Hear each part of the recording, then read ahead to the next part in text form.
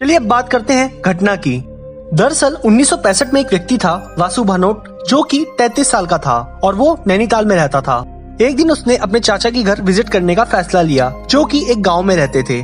उस गांव का नाम सतराली था और वो लगभग 90 किलोमीटर दूर था नैनीताल से। वासु भानोट ने अपनी जर्नी स्टार्ट की 13 अक्टूबर 1965 को। पहाड़ों का सफर अक्सर थकान भरा होता है और इसी थकावट को दूर करने के लिए वो ब्रेक लेकर जा रहा था। अचानक एक घनी फोग उसे सड़क पर दिखी, जो कि उसके गांव से कुछ दूर पहले ही थी, और उसे भी वो क्रॉस कर गया। धुंध पहाड़ों में होना एक बहुत आम बात है और उसे सब नॉर्मल ही लग रहा था उस धुंध को क्रॉस करके। धुंध धीरे धीरे खत्म होने लगी और उसका गांव बस सामने ही था, पर एक अजीब बात उसे दिखी कि एक लेक जो उसके विलेज की साइड हमेशा होती थी वो वहाँ नहीं थी। लेक का गायब होना उसके लिए बहुत अजीब था, क्योंकि वो लेक बहुत बड़ी थी और साथ ही साथ वो कभी ना खत्म होने वाली लेक थी। फिर वो लेक कहाँ गई?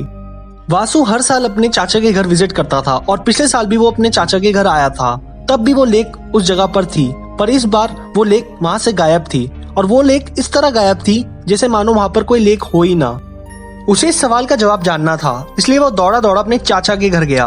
उस गांव में उसके चाचा का पुश्तैनी घर था और वो घर जब पहुंचा तो उसने दरवाजा खटखटाया। जब दरवाजा खोला गया तो दरवाजा खोलने वाला व्यक्ति उसका चाचा नहीं था। वासु को लगा कि शायद उसके चाचा ने किसी को हेल्प के लिए रखा है, इसलिए वासु अंदर चला गया। अंदर घर का माहौल बड़ा ही अजीब था, क्योंकि अंदर का स्ट्रक्चर बिल्कुल ही अलग था, जैसे उसने कभी अपनी लाइफ में नहीं देखा था। और जिस व्यक्ति ने दरवाजा खोला था उस व्यक्ति से भी वासु कभी नहीं मिला था अपनी जिंदगी में। अब कुर्सी पर वासु बैठ गया और उसके मन में कई सवाल थे।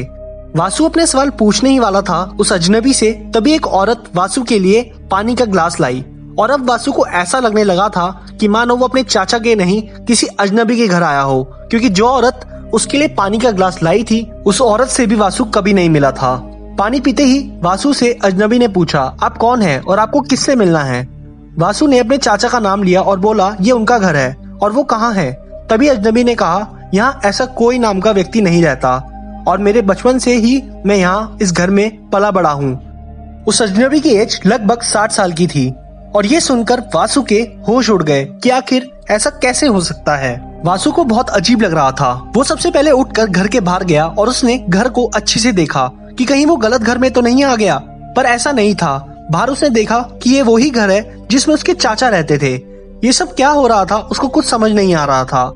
अजनबी ने वासु को कहा, जरूर तुम्हें कोई मिसअंडरस्टैंडिंग हुई है। वासु को कुछ समझ नहीं आ रहा था और इसलिए वो वेरिफिकेशन के लिए पड़ोसियों के पास गया और उसने भी अजनबी को उसका पड़ोसी बताया। ये सब देखकर वासु उस गांव से भागकर शहर की ओर निकला और उसने फैसला लिया कि वो अपने पिता और पुलिस को लेकर गांव दोबारा आएगा और सच का पता लगाएगा।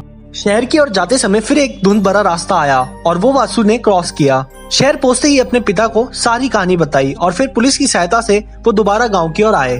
पर इस बार इस रास्ते में कोई धुंध नहीं थी। साथ ही साथ लेक, जो कि गांव के किनारे पिछली बार वासु के टाइम नहीं थी, वो वापस आ गई थी। वासु को अपनी आंखों पर विश्वास नहीं हो रहा था कि आखिर ऐसा कैसे हो सकता है, लेकिन ये तो शुरुआत थी। जैसे ही गांव में पुश्तैनी घर को खटखटाया तो उसके चाचा बाहर आए और पुलिस, वासु के पिता और वासु उन्हें देखकर दंग रह गया। ये सारी घटना वासु ने अपने चाचा को भी सुनाई। इस घटना के बाद कई लोगों ने वासु को पागल समझा और धीरे धीरे ये खबर पूरी तरह फैल गई कि वासु नाम के व्यक्ति ने कुछ ऐसा एक्सपीरियंस किया है। कई लोग इस घटना को महज एक मजाक समझते हैं।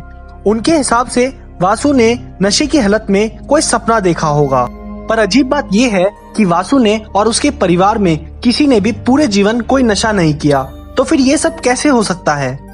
वहीं कई लोग ऐसा समझते हैं कि वासु जिस समय धुंध को क्रॉस करके आगे बढ़ा होगा उसी समय वो पैरेलल यूनिवर्स में चला गया होगा, क्योंकि दोनों रास्तों में एक ही धुंध का रास्ता था जो दोनों टाइम वासु के रास्ते में आया। पर वही धुंध पुलिस, वासु के पिता और वासु ने दोबारा नोटिस नहीं की, क्योंकि वैसा कोई रास्ता दोबारा बना ही नहीं। दूसरे यूनिवर्स में जाने का रास्ता और उस यूनिवर्स से लौट कर आने का रास्ता वो एक ही धुंध थी। और वो रास्ता भी इसलिए खुला होगा क्योंकि जरूर उस समय कोई ना कोई दूसरे यूनिवर्स से आया होगा।